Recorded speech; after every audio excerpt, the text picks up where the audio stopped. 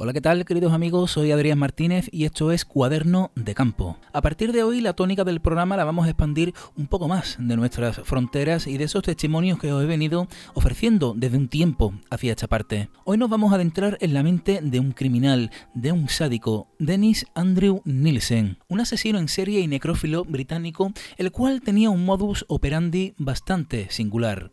A sus víctimas, después de asesinarlas, las bañaba, las vestía y convivía por varios meses con ellas en su propio domicilio.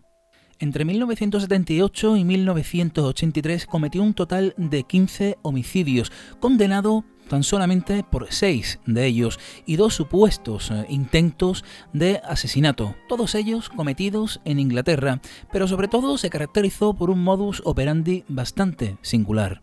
A cada una de sus víctimas las estrangulaba, además de incluir el ahogamiento, pero convivía con ellas y en ocasiones conservaba durante un buen tiempo antes de diseccionarlas para seguidamente quemarlas en una hoguera o incluso tirarlas por el inodoro. Se le conoció como el asesino amable por esa manera que tenía de atraer a sus víctimas. Homosexual, confeso, todas y cada una de sus víctimas eran hombres, varones jóvenes comprendidos entre los 15 y los 30 años de edad. Sin duda, una mente sádica y perturbada. Se dice que en la mayoría de los criminales la infancia es una etapa bastante importante y crucial para el comportamiento futuro del individuo. En este caso, sí es cierto que Andrew tuvo una infancia bastante complicada, con un matrimonio bastante conflictivo y de un padre alcohólico. Desde pequeño convivió con su abuelo, al igual que con sus hermanas, y la muerte de esta persona fue crucial en su vida, dejándole un gran vacío. A los 7 años su madre lo llevó a que viera el cadáver de su abuelo y parece que esto le marcó de por vida. Un detalle muy interesante en la vida de Andrew fue que en 1961 se alistó a la Armada y allí aprovechó la soledad de su habitación para contemplar su cuerpo delante del espejo, fantaseando con que se trataba de un cadáver. En 1972 deja definitivamente la Armada para comenzar a trabajar en una empresa de vigilancia, un puesto en el cual duró bastante poco tiempo, ya que se acercaba a esa etapa donde lo criminal formaría parte de su vida. Stephen Dean Holmes, la primera víctima de Dennis Andrews. Con tan solo 14 años se le vio por última vez caminar hacia su casa de regreso de un concierto de rock. Dennis Andrews coincidió con su víctima la noche del 29 de diciembre de 1978 en un pub.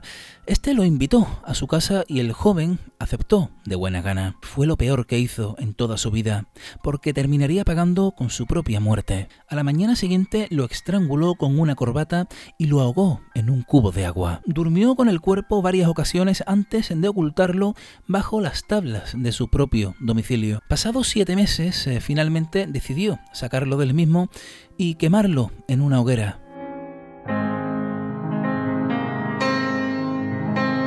Malcolm Barlow, de 23 años, un joven huérfano y epiléptico que cierto día sufrió un ataque en mitad de la calle y fue socorrido precisamente por Dennis Andrews. Al día siguiente, el joven quiso agradecerle a Dennis el acto que tuvo con él, pero fue lo peor que hizo. Tras asesinarlo, decidió almacenar el cuerpo de su nueva víctima en el armario de la cocina y, según sus informaciones, lo hizo porque ya no le quedaba más espacio bajo el suelo de su casa.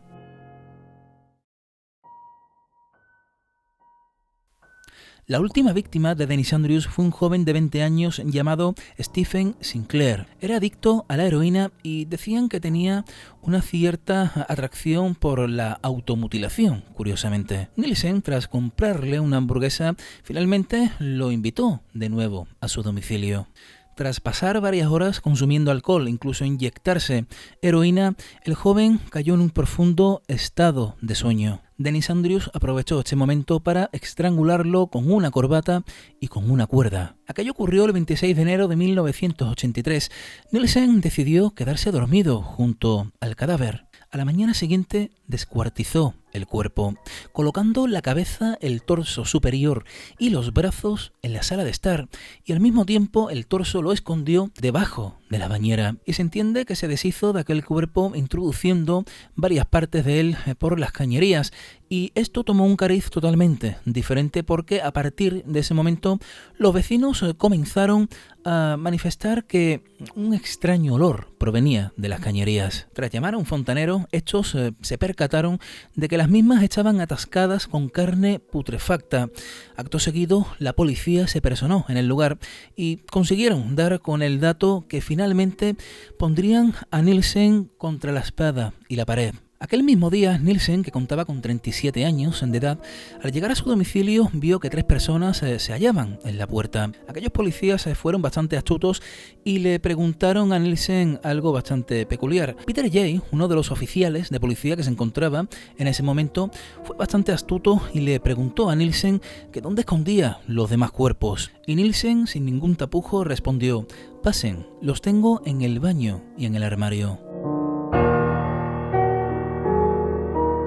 En aquel momento fue arrestado con un cargo de 6 asesinatos comprobables, pero finalmente se supo que había cometido más de 15 asesinatos. Una historia un tanto perturbadora con un personaje siniestro y oscuro. Dennis Andrew Nielsen, el asesino amable por ese modus operandi que utilizaba para atraer a sus víctimas, pero sobre todo por cómo las trataba una vez que las asesinaba. Historias para no dormir, como decía el bueno de Chicho Ibáñez Serrador, ¿verdad?